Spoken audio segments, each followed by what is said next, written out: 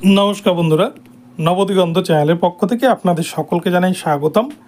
তো বন্ধুরা, আজকে সকালে গুড মর্নিং জানিয়ে আমি আপনাদের জন্য আরও একটি নতুন আপডেট নিয়ে উপস্থিত হয়েছি আমার নবদিগন্ত চ্যানেলে। তো এখন আমি আপনাদের জন্য যে আপডেটটি শেয়ার করতে চলেছি সেটি হচ্ছে 2016 প্রাইমারিতে যে নিয়োগ হয়েছিল 42,949 মানিক ভট্টাচার্য চেয়ারম্যান থাকাকালীন, সেখানে যে প্রচুর দুর্নীতি, বিভিন্ন যে দুর্নীতি ও অনিয়ম বেনিয়ম বুড়ি বুড়ি অভিযোগ যে উঠেছিল, তারই এগেনস্টে সিবিআইয়ের পক্ষ থেকে আবারও কিন্তু 1500 জন ইন সার্ভিস টিচারের ডেটা চেয়ে পাঠানো হলো, যেটা কিন্তু 29 তারিখের মধ্যেই প্রাথমিক শিক্ষা পর্ষদকে সার্ভ করতে হবে সিবিআইকে।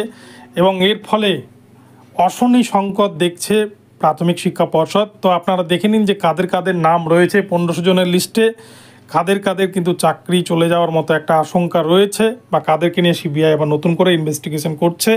তো আপনাদের যে সম্পূর্ণ কিছু এই ভিডিওতে থাকবে, আপনারা সম্পূর্ণ ভিডিওটি দেখুন। ভিডিওটি আপনাদের জন্য ভীষণ ইনফরমেটিভ হতে চলেছে। তবে তার আগে বলে রাখি, যারা প্রথমবার চ্যানেলটি দেখছেন আপনারা অবশ্যই চ্যানেলটিকে সাবস্ক্রাইব করে নেবেন এই ধরনের আপডেট সবার আগে সর্বপ্রথমে পাওয়ার জন্য। তো চলুন তাহলে আমরা বিস্তারিত আপডেটটি দেখে নিই। তো বন্ধুরা, আপনারা দেখেছেন 42,949 যে নিয়োগ, সেই নিয়োগের কোনো কিন্তু প্যানেল লিস্ট ছিল না, যেখানে রাতের অন্ধকারে SMS-এর মাধ্যমে নিয়োগ দেওয়া হয়েছিল।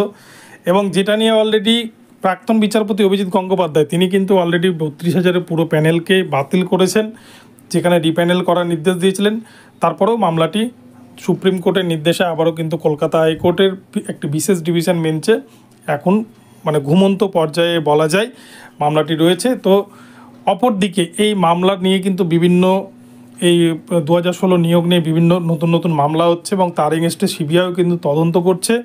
তো সিবিআইয়ের কাছে নতুন আবার যে তথ্য এসছে, সেক্ষেত্রে তারা কিন্তু সেই তথ্যের ভিত্তিতে এবং তারা যে ডেটা কালেকশন করছিল বিচারপতি রাজাশেখর মান্থার নির্দেশে, তারা যে পর্ষদের হার্ড ডিস্কগুলো বাজেয়াপ্ত করেছিল এবং এক্সপার্ট টিমের পরামর্শ মতো সেগুলোকে রিসাইকেল বিনে ফিরিয়ে এনে দেখার যে নির্দেশ ছিল যে কারা কারা অরিজিনাল ওএমআরে পাস করেছে, কারা কারা ডুপ্লিকেসি করে পাস করেছে, বা যারা কারা কারা ম্যানিপুলেশন করে পাস করেছে, বা এক কথায় কারা ওএমআর জালিয়াতি করে পাস করেছে, এই বিষয়টা জানার কথা ছিল। সেক্ষেত্রে সিবিআই কিন্তু অনেকটাই তথ্য উদ্ধার করেছেন।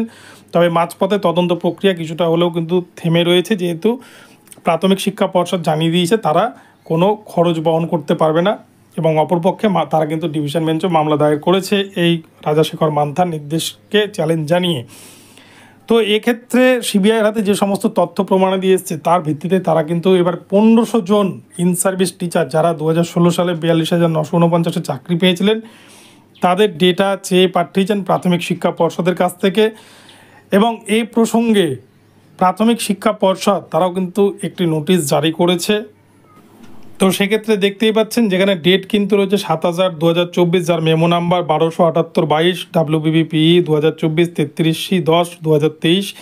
এখানে to the chairperson district primary school council all district, অর্থাৎ 23টা ডিস্ট্রিক্ট থেকেই কিন্তু এই ডেটাকে চেয়ে পাঠানো হয়েছে।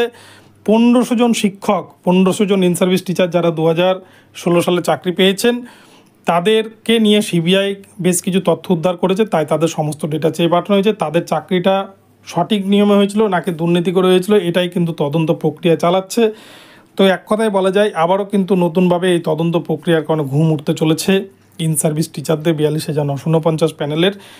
এবং তার সাথে সাথে প্রাথমিক শিক্ষা পর্ষদও কিন্তু এর সাথে জড়িয়ে রয়েছে, তারাও ভীষণ অশনি সংকেতের মধ্যে রয়েছে। তো বঞ্চিতরা যেভাবে একের পর এক মামলা করছে, প্রাথমিক শিক্ষা পর্ষদ বঞ্চিতদের চাকরি দিয়ে দিলেই কিন্তু এই সমস্ত সমস্যার লেটা চুকে যায়।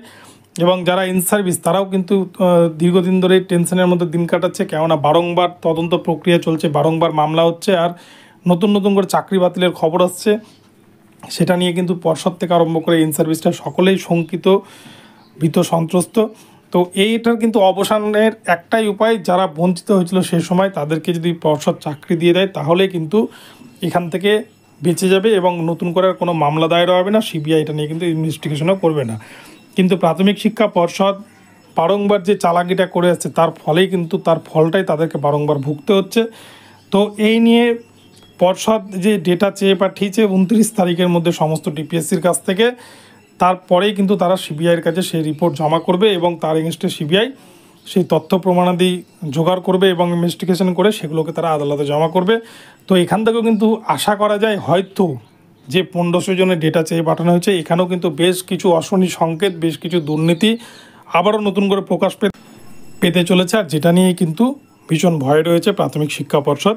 তো বন্ধুরা দেখা যাক কী হয় শেষ পর্যন্ত সিবিআই তদন্তে। তো আপনাদেরকে এই পর্যন্ত এখন আপডেটটি দিলাম। ভিডিওটি ভালো লাগলে চ্যানেলটিকে সাবস্ক্রাইব করে দেবেন, আর এই ধরনের আপডেট প্রতিনিয়ত পেতে চ্যানেলটিকে ফলো করতে থাকুন। ধন্যবাদ সকলকে, সকলে ভালো থাকবেন। পরবর্তী নতুন আপডেট নিয়ে আসবো, দেখা হচ্ছে পরবর্তী ভিডিওতে। ধন্যবাদ।